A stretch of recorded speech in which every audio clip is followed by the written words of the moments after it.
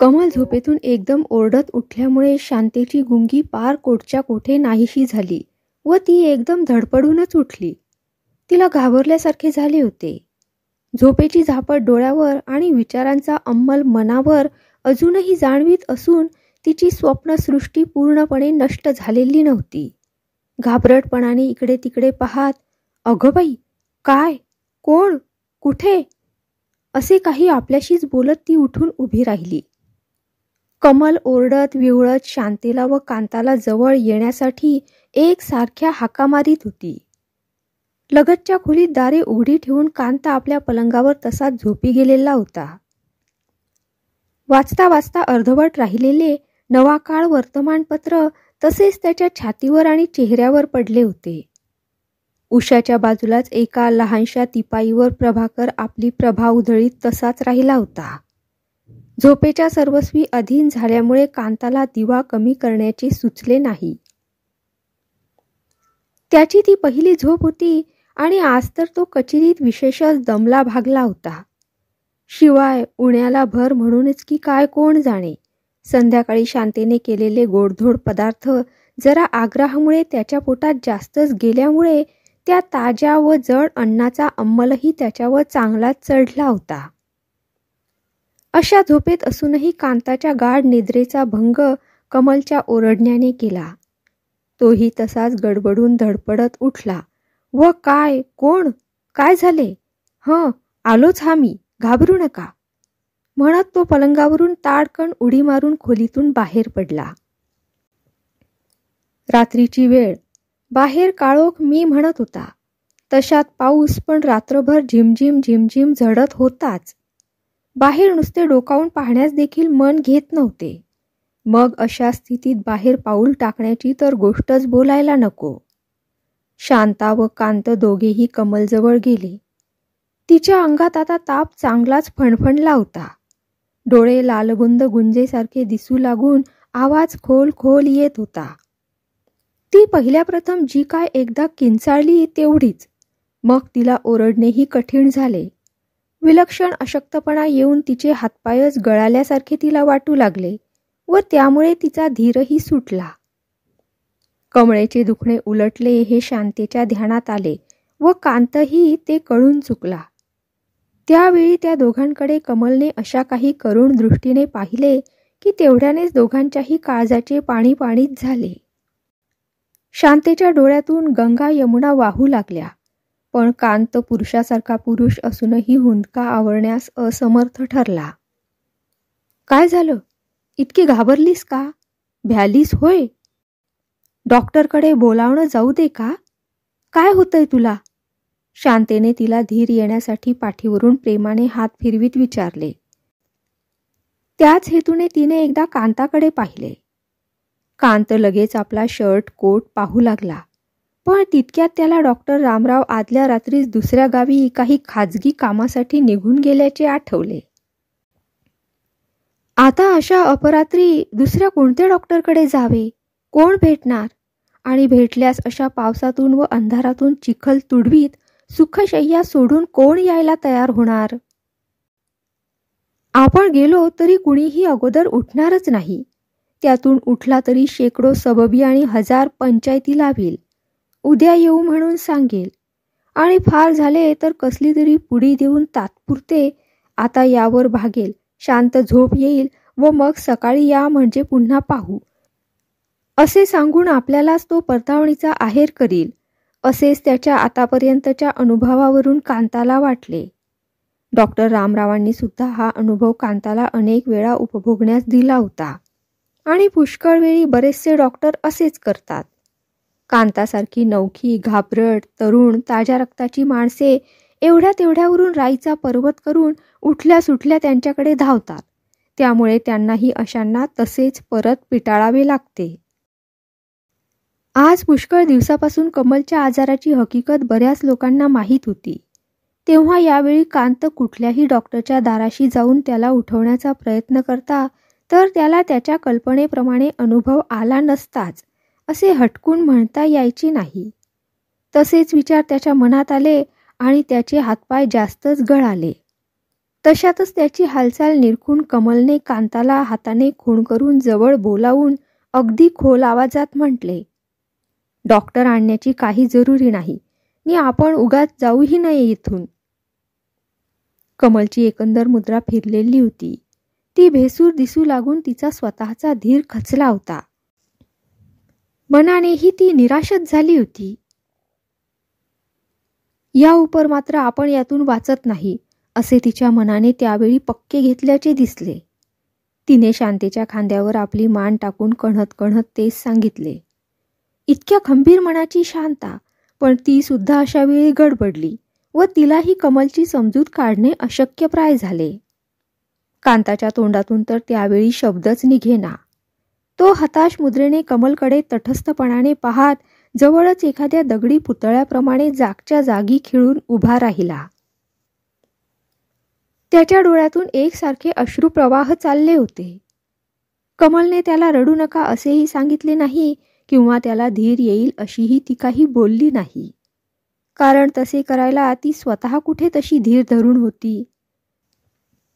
तिचा स्वतःचाच धीर सुटला होता व जणू काय इहलोकातले सर्व ऋणानुबंध तटातट तुटत असून परलोकीचे बोलावणे तातडीने आले आहे असे तिला वाटत असावे, असेच तिच्या त्यावेळच्या एकंदर वागण्यावरून आणि हालचालीवरून कोणाच्याही सहज लक्षात आले असते.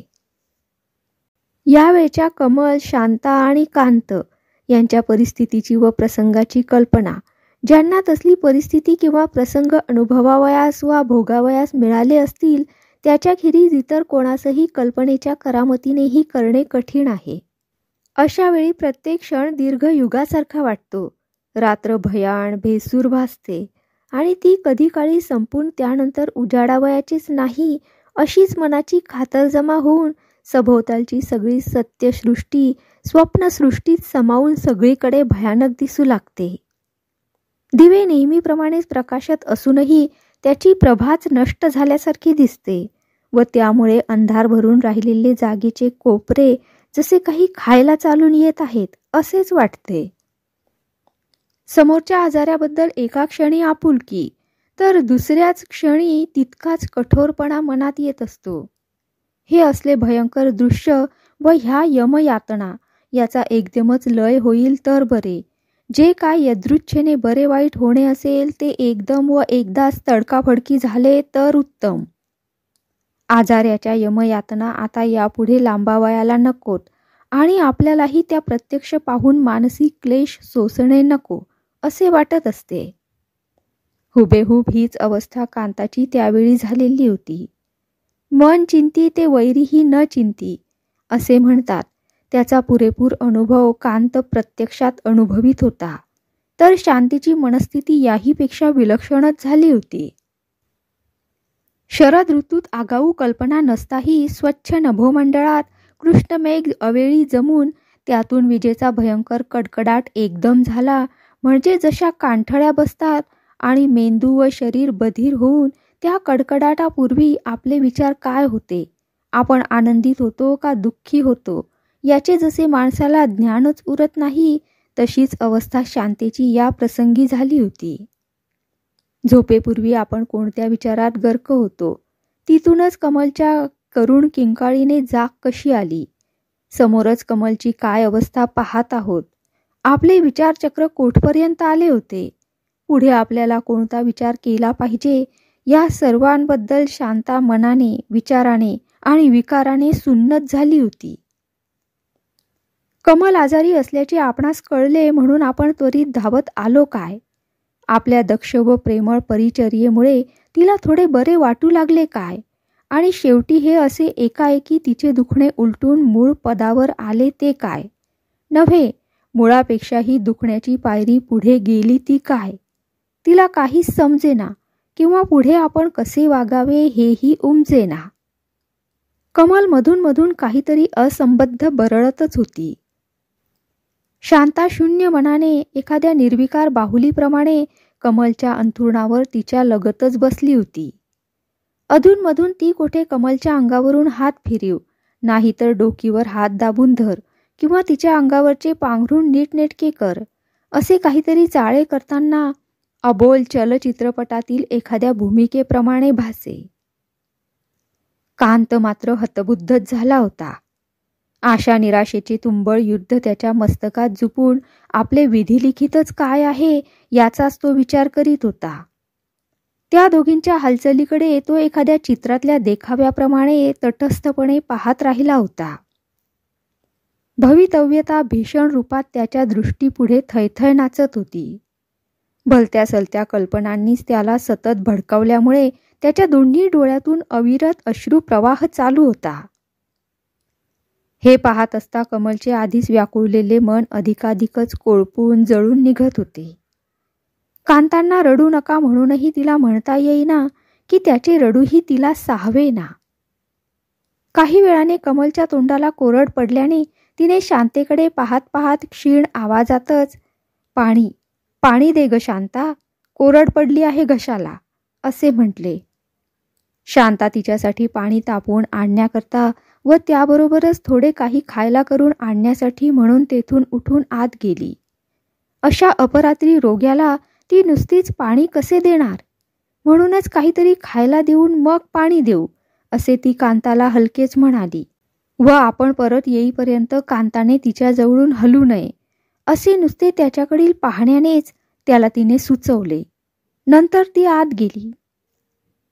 आतापर्यंत कांताने आतल्या आत दाबून धरून आवरलेला हुंदका त्याच्या प्रयत्नांना न जुमानता स्वैर गतीने एकदम बाहेर आला.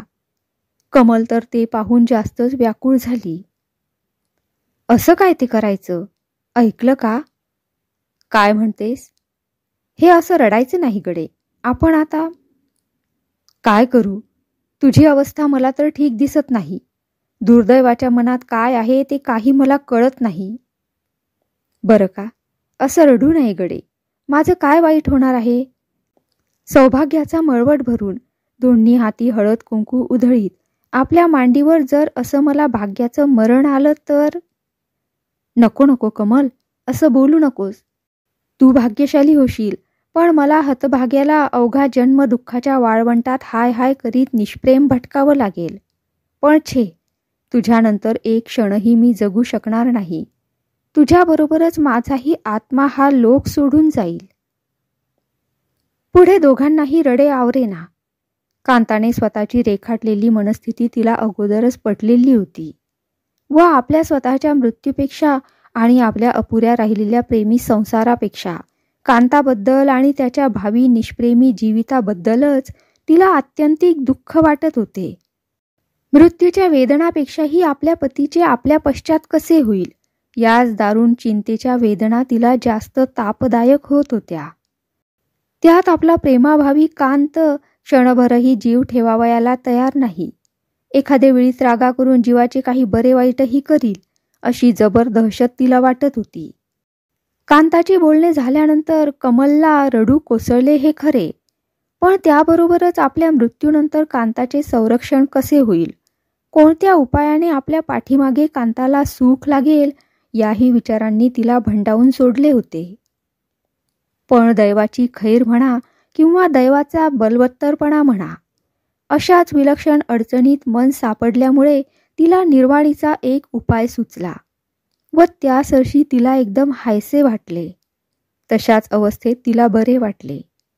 मागचा पुढचा काही एक विचार न करता तिने आपल्या मनाचा एक प्रकारे निश्चय केला व त्याच क्षणी कांताला खुणेने जास्त जवळ बोलावून म्हटले, माझी एक गोष्ट ऐकणं होईल का? काय सांगणार आहेस? ऐकेन म्हणून मला आधी वचन द्यावं, मग मी. वचन? वचन कशाला?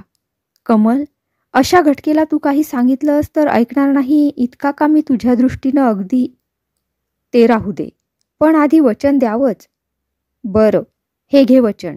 बोल, काय सांगणार आहेस? नुसतं मोघम वचन नको मला. मग? माझ्या गळ्यावर हात ठेवून माझी शपथ घ्यावी नि. म्हणजे? होय, माझ्या गळ्याची शपथ घ्यावी नि मी जे काय सांगेन ते ऐकणं होईल म्हणून. कांत काहीच बोलेना. त्याला मोठेच चमत्कारिक झाले. कमल आपल्याला सांगणार आहे तरी काय याबद्दल त्याच्या मस्तकात शंका कुशंकांची अलोट दाटी झाली. तो तिच्याकडे रोखल्या नजरेने पाहत होता. पण कमलचा जीव त्यामुळेच आशा निराशेच्या झोल्यावर हेलकावत होता. आपल्या सहचारिणीला त्रास होऊ नये म्हणून कांताचा जीव खालीवर होत होता, तर त्याला सुखी ठेवण्यासाठी ती धडपडत होती. कमल, नाही ना शपथ घ्यायची? माझी शेवटची इच्छा नाही ना पुरवायची? मला आधी वचन देऊन आता फसवायचा का विचार आहे? माझं ऐकलं नाही तर माझा प्राणसुद्धा सुखानं जाणार नाही. स्वर्गी जाऊन तिथं मला सुखाचा लवलेशही लाभणार नाही. ऐकायचं ना गडे माझं? वाहायची ना माझ्या गळ्याची शपथ? तिला बोलवत नसल्यामुळे प्रत्येक शब्द उच्चारताना तिला दमल्यासारखे होऊन थोडा वेळ थांबावे लागे. मध्येच कांत तिला बोलती बंद करी, तर मध्येच ती कोरड पडलेल्या ओठाला ओलावा यावा म्हणून कोरड पडलेली जीभच एक एक शब्द उच्चारून झाल्यावर पुन्हा पुन्हा ओठावरून फिरवी. कमल, बोलू नकोस ग. तुला इतकं बोलवत नाही तर का त्रास घेतेस? थांब, पाणी आणू दे. तहान लागली आहे तुला? शांता अजून का पाणी आणत नाही? थांब, मीच जाऊन आणतो. असे म्हणून कांत उठू लागे, तर कमल त्याला आपल्या निर्बल हातांनी नको म्हणून थांबवी व त्याला जाऊ देत नसे. आपले बोलणे ऐकवण्याकरता जागच्या जागीच त्याला तसेच बसवी. मग मात्र त्याचा नाईलाज होई. कमल सांगेल ते ऐकलेच पाहिजे, त्याशिवाय आपली सुटका होणे अशक्य आहे व तिच्या जीवाला अधिक कष्ट देण्यात अर्थही नाही, असे कांताला अखेर नक्की कळून चुकले आणि नंतर त्याने कमलला आणखी बोलूच दिले नाही. कमलच्या गळ्यावर आपला एक हात अगदी अलगद ठेवून तिच्याकडे अश्रुपूर्ण, प्रेमळ पण गंभीर दृष्टी लावून अत्यंत मृदू आवाजात त्याने म्हटले, कमल, तुझ्याच गळ्याची शपथ. तू सांगशील ते मी निमूट ऐकेन. सांग आता काय ते. आनंदानं? हो, अगदी आनंदानं. कमलला गगनाधिक आनंद झाला. कांताकडे एकाग्र दृष्टी लावून जणू काय त्याने बोलून दाखवलेले अंतःकरणापासून की ओठापासून होते याचा ती प्रत्यक्ष पडताळाच पाहत होती. पण तिला त्यात लवमात्र शंका उरली नाही. कांताने मनापासूनच शपथ वाहिली ही तिची खात्री झाली. मग तिने मनाची सावरासावर केली, आवंढा गिळला. आपला अशक्त हात त्याच्या मांडीवर ठेवला. दुसरा हात वर उचलला जात नव्हता, तरी तसाच नेटाने उचलून आपल्या तोंडाजवळ तोंड आणलेल्या कांताच्या डोक्यावरील केसावरून फिरवला आणि अगदी हलक्या पण लाडक्या व कापऱ्या आवाजात कांताला म्हटले, की नाही, मी मेल्यावर मला स्वर्गात दुःख होऊ नये अशी आपली इच्छा आहे ना? हे काय विचारतेस? तू मरूच नये अशी माझी इच्छा आहे. कमल ते ऐकून शुष्क हसली. माझ्या पश्चात आपली अवस्था काय होईल? तिने विचारले. मी मरेनच असे कांत म्हणणार होता, पण त्याला ते म्हणवेना. त्यामुळे कमलला अधिकच त्रास पोहोचेल ही त्याची खात्री होती. म्हणूनच तो यावेळी विवेक करून स्वस्थ बसला. बरं का, स्वर्गात मला दुःख होऊ नये व माझ्या मागे आपण दुःखी असू नये यासाठी मी इकडे एक गोष्ट करायला सांगणार आहे. कोणती ती? ऐकायचं होईल ना पण? कमल, मी वचन दिले आहे ना, तुझ्या गळ्याची शपथही वाहिली आहे ना. मी आणि शांता कशा जीवाभावाच्या मैत्रिणी आहोत. शरीरच काय ती निराळी, बाकी दोघींची मनं एकच, असंच नेहमी इकडून म्हणणं होई ना? हो. तिचं अजून लगीन व्हायचं आहे. बरं मग, मला काय त्याचं? माझ्या पश्चात आपण शांतेशी विवाह करावा. तीच माझ्या मागे माझ्या इतकीच आपल्याला सुखी करील. माझी आठवण इकडे ती मुळीच होऊ देणार नाही. कांताला विजेचा जबर धक्का बसल्यासारखे झाले. तो ताडकन जागेवरून उठून कमलपासून एकदम दूर झाला. त्याच्या त्या तशा उठण्याने आजारी कमल किती दचकली. हे कालत्रयी होणार नाही असे शब्द त्याच्या अगदी ओठावर आले होते. पण आपण वचन देऊन कमलच्या गळ्याची शपथ वाहिली आहे हे आठवून त्याने कमलकडे मान वर करून पाहिले. तीही त्याला त्याचीच आठवण देत आहे असे त्याला वाटले. काही वेळाने कांत कमलच्या जवळ पुन्हा येऊन बसला. त्याच्या डोळ्याचे पाणी अजून खळले नव्हतेच. कल्पना राक्षसी त्याला भंडावू लागली होती. काय, आपली कमल मरणार आणि आपण तिच्या मागे जिवंत राहून तिला विसरून जाऊन तिच्या जीवलग मैत्रिणीबरोबर शांतेबरोबर विवाहित होऊन संसाराच्या सारीपटावरील उधळलेला डाव पुन्हा सावरू पाहणार? शक्य तरी आहे का हे? ज्यावेळी कमलची प्राणज्योत विझेल त्याच क्षणी आपलेही पंचप्राण यमराज हिरावून घेईल तर किती उत्तम होईल.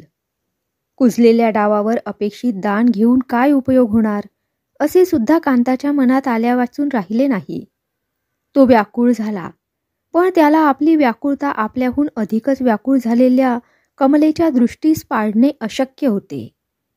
मृत्यूच्या मांडीवर असणाऱ्यास आपली व्याकुळता दाखवणे म्हणजे त्याचा अंत अधिकच जवळ आणण्यासारखे होय, हे कांत पूर्णपणे जाणत होता. कमलची अखेरची इच्छा आपण होय म्हणून पुरवलीच पाहिजे, त्याखेरीज आपणास गत्यंतर नाही, असे कांताला मन घट्ट करून त्या अल्पावकाशात तडकाफडकी ठरवावे लागले.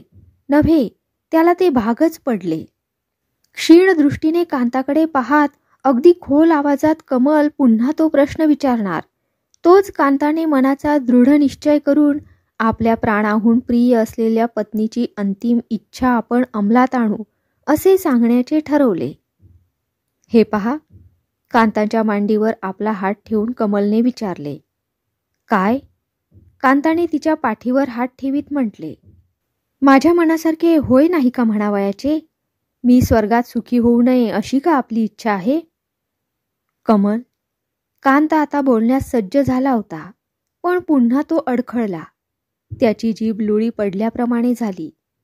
आपण हो म्हटल्याशिवाय आपली अर्धांगी सुखी होणार नाही, हे त्याला कळून चुकले. आज ते टाळले तरी तिच्या मागे तिच्या अतृप्त वासनेच्या प्रित्यर्थ दैहिक संस्काराची वेळी ते टळणे अशक्य. मग त्यापेक्षा आता कमल समक्षच तसे कबूल का करू नये? आपल्या जीवाला यातना होतील, पण त्या जात्या जीवाला तरी समाधान होईल का नाही? मग अशा वेळी आपणच यमयातना सोसून त्या जीवाला समाधान नको का द्यायला? दिलेच पाहिजे. यावेळी हेच कर्तव्य होय, असे कांताने मनाला निक्षून बजावले आणि कमलला पुन्हा विचारण्याची पाळीच येऊ द्यावयाची नाही, असे ठरवून तो कमलकडे वळला. तिच्या केसांवरून हलकेच हात फिरवीत तिच्या तोंडाजवळ तोंड आणले. त्याच्या कंठात हुंदका दाटून ओठ थरथरत होते. कपाळावर घाम आला होता. हृदय भरून आले होते. पण तशातही मन कठोर करून तो म्हणाला, कमल. तिने नुसतेच आषाढभूतपणाने त्याच्याकडे पाहिले. कमल, मी तुझ्या इच्छेप्रमाणेच वागेन, कांताने सांगितले. कमलला एकदम हायसे झाले. तिच्या त्या मृत कळ्या पसरलेल्या क्षीण चेहऱ्यावरही एक बहारदार आनंदाची व सुखाची छटा चमकली. कमलला बरे वाटले.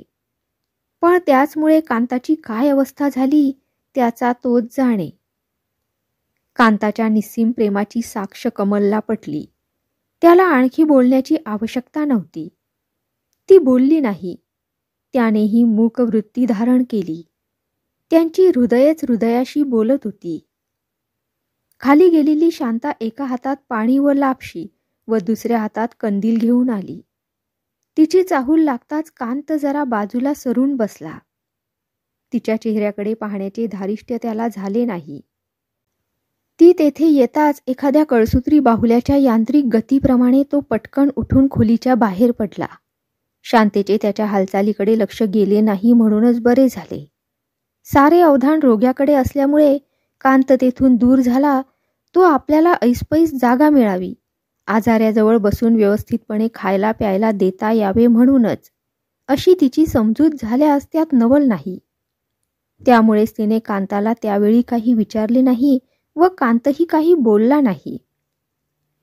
शांता कमलजवळ आली व हातातील दिव्याचा तिच्या डोळ्याला त्रास पोहोचू नये म्हणून तो जरा दूर सारून कमी केला आणि आपल्या हातातील जिन्सा बाजूची एक तिवई जवळ ओढून त्यावर तिने ठेवल्या.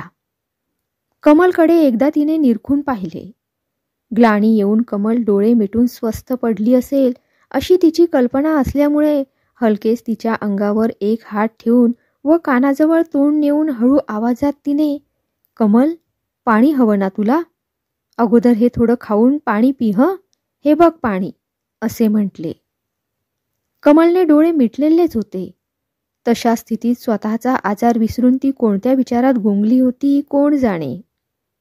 पण शांतेचा मायेचा हात शरीराला लागताच व तिचा ममतेचा शब्द कानात घुसताच कमलने डोळे उघडून वर पाहिले. कांताच्या ठिकाणी तिला शांताच दिसली. दूरच्या दिव्याचा अंधुक प्रकाश तिच्या तोंडावर येतच होता. त्या प्रकाशातच तिने डोळे उघडलेले शांतेने पाहिले, तेव्हा थोड्या वेळांपूर्वीचा तिच्या चेहऱ्यावरील व डोळ्यातील निस्तेजपणा आता तेथे दिसला नाही. चेहऱ्यावर सूक्ष्म अशी आनंद लहरी व डोळ्यात कसली तरी कल्पना तृप्तीच्या सुखाची लकेर शांतेला दृगोचर होत होती. शांता चमकली. कमलला वाताचा झटका तर आला नाही ना? आणि असे असूनही कांत तिच्यापासून दूर झाले कसे? असेही विचार तिच्या मनात भूरदिशी येऊन गेले. तिने इकडे तिकडे एकदा पाहून पुन्हा कमलला न्याहाळले. शांते, कमल म्हणाली. काय कमल? आणलंस पाणी? दे बरं.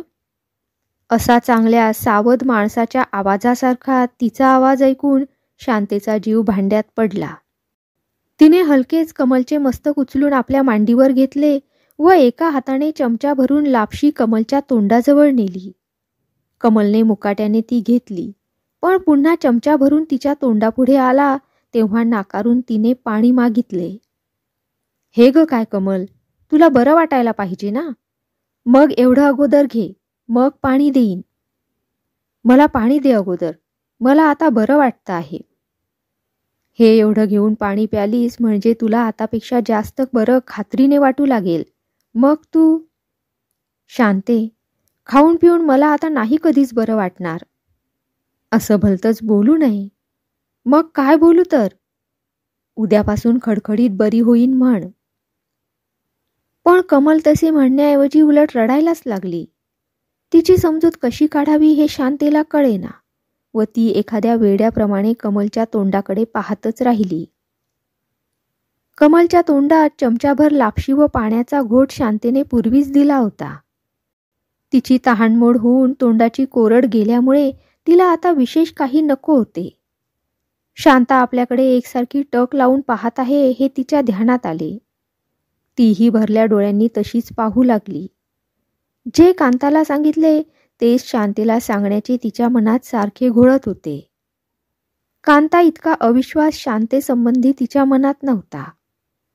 आपण सांगितले की शांता कोणताही विचार न करता एकदम होय म्हणेल, ही तिची निश्चिती होती. शांता आपल्या पश्चात कांताची पत्नी झाली तर कांत तर सुखी होतीलच, पण शांतेचे देखील काही वाईट होणार नाही. तिच्या रूपाला, गुणाला, स्वभावाला व तिच्या माहेरच्या परिस्थितीला ते साजेल, शोभेल व आवडेल. तिचा जन्म त्या संसारात सुखाचा जाईल अशी कमलची खात्री होती. कमल स्वतःच्याच दृष्टीने विचार करीत असल्यामुळे शांतेच्या स्वतंत्र मनाची, स्वतंत्र विचाराची, सवत्या आवडीनिवडीची कल्पनाच तिच्या मनात आली नाही. तिने ती आणली नाही व त्या तिच्या आसन्न मरण अवस्थेत ती सुचणेही शक्य नव्हते. आपल्या मागे आपल्या आवडत्या जीवाचे कसे होईल? आपल्या हाती जे नाही ते सोडून जे आपणास शक्य आहे त्यासाठी अखेर घटकेपर्यंत प्रयत्न करण्यास काय हरकत आहे? हा एकच विचार तिच्या ध्यानीमनी खेळत होता. भोळ्या भावनाप्रधान कमलचा असलाच कसला तरी प्रयत्न चालू होता. शांते, तिने पुन्हा सुरुवात केली. मला तुला काहीतरी सांगायचं आहे, विचारायचं आहे. काय सांगणार आहेस? ऐकशील ना माझं? सांग तर खरी. पण रागावणार नाहीस ना? रागावेन काय म्हणून? मी सांगेन ते नाही म्हणणार नाहीस ना? ते अगोदर काय सांग. मग ऐकणार नाहीस म्हणजे? ते तरी काय म्हणून? माझ्या जीवाभावाची मैत्रीण ना तू. इतक्या दिवसाच्या सहवासानं आणि वागणुकीनं तुला नाही का ते पटलं? कमल स्तब्धच राहिली. नशीब माझंच. कमल निरुत्तर राहिली हे पाहून शांतेने कपाळाला हात लावीत म्हटले, तसं नव्हे ग शांते. मग कसं तर? मी काही सांगितलं तर रागावशील होय? वेडी कुठली, मी का तुझ्यावर रागावेन? बोल, तुला काय सांगायचं ते खुशाल सांग. अगदी संकोच ठेवू नकोस. कमलच्या विरुद्ध काही बोलावयाचे नाही, तिच्या कलाविरुद्ध वागावयाचे नाही. न जाणो विरुद्ध बोलण्या चालण्याने अशा दुखण्यात तिला जास्त त्रासही होईल.